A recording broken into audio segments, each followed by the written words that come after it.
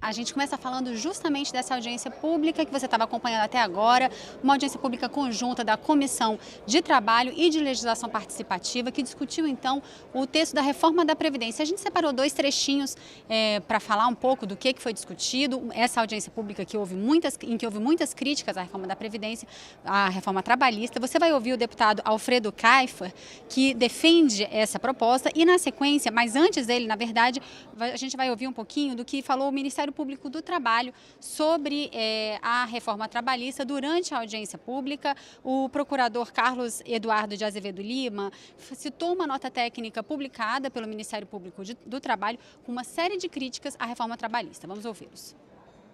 Ele inverte a lógica da norma mais favorável ao empregado, que é utilizada no direito de trabalho no mundo inteiro. Na realidade, ele está no sentido absolutamente inverso, de norma mais desfavorável a que deve ser aplicada. O teletrabalho é uma realidade e acho interessante, acho inclusive muito importante que haja a sua regulamentação, mas não da maneira como vem colocada no projeto. O projeto não limita, por exemplo, jornada de trabalho, não traz sequer questões de controle de jornada, e sabemos que existem diversos meios que a tecnologia permite justamente esse controle. Não fala da questão da estrutura, do meio ambiente de trabalho em que será prestado esse serviço, não coloca nenhuma responsabilidade do empregador em relação ao cuidado dessas questões. E o que mais preocupa é o que você falou da jornada intermitente, porque na realidade é a regulamentação do chamado bico, porque o trabalhador vai ficar sem previsibilidade nenhuma de quantas horas irá trabalhar, embora à disposição do empregador durante todo o tempo, sem nenhuma previsibilidade de quanto irá ganhar, e o projeto ainda prevê a possibilidade de, se ele for convocado e não comparecer, ter que pagar uma multa de 50% do que receberia se lá estivesse. Ou seja, ao final do mês,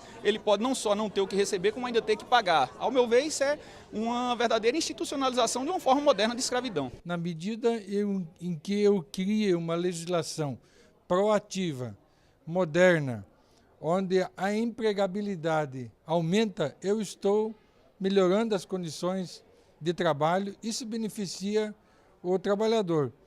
O pior salário, a pior condição para um trabalhador é ele não ter emprego. E isso vai acontecer sistematicamente se você não der condições de demissão.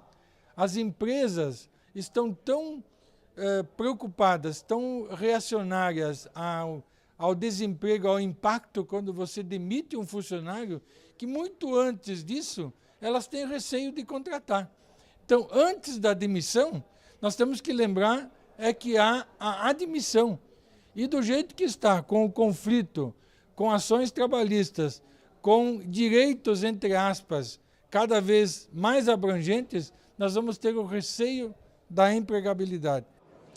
Amanhã foi marcada também pela repercussão de um longo café da manhã, uma reunião bem abrangente que aconteceu na manhã de hoje no Palácio da Alvorada, reunindo aí vários deputados, inclusive senadores também, aliados à base do governo. Eles foram lá discutir a reforma da Previdência, que teria o seu relatório anunciado hoje ainda nessa terça-feira, mas esse anúncio foi adiado para amanhã, às 9 horas da manhã. O relator Arthur Oliveira Maia já antecipou algumas das novas mudanças que foram feitas no relatório, como a redução da idade mínima geral para a aposentadoria das mulheres, que passa a ser de 62 anos. Fica mantida a idade mínima de aposentadoria dos homens em 65 anos. Foi mantida também a necessidade de um tempo mínimo de contribuição de 25 anos, tanto para homens quanto para mulheres, tanto para o INSS quanto também para os servidores públicos. O presidente da Comissão Especial da Reforma da Previdência, o deputado Carlos Marum, que estava lá, elogiou essa negociação, os avanços que foram obtidos, segundo ele. Ele se disse tão otimista que mudou o placar que ele acredita que vai haver na votação da reforma da Previdência. Ele disse que acredita que ela vai ter pelo menos 360 votos favoráveis. Vamos ouvir um pouco então do que disse o deputado Carlos Marum. Quem quiser se aposentar na integralidade da média, terá que ter 65 anos e 40 anos de contribuição, o que é uma coisa muito razoável. O que nós vivemos ali foi um clima de entusiasmo. Em vários momentos, o relatório foi aplaudido, em várias colocações, no momento em que o relator apresentou as alterações, os ajustes promovidos na proposta original, houveram aplausos, e eu diria que eu saio dessa reunião ainda mais confiante e até entusiasmado. Apesar do entusiasmo do presidente da comissão especial, o deputado Paulo Pereira da Silva, que é da base aliada, que estava presente na reunião, diz que ainda não está convencido desse novo relatório apresentado pelo deputado ou discutido na reunião de hoje. Acho que tem muitos pontos ainda que continua muito ruim. A transição, por exemplo, eles criaram 3 regras para fazer a transição.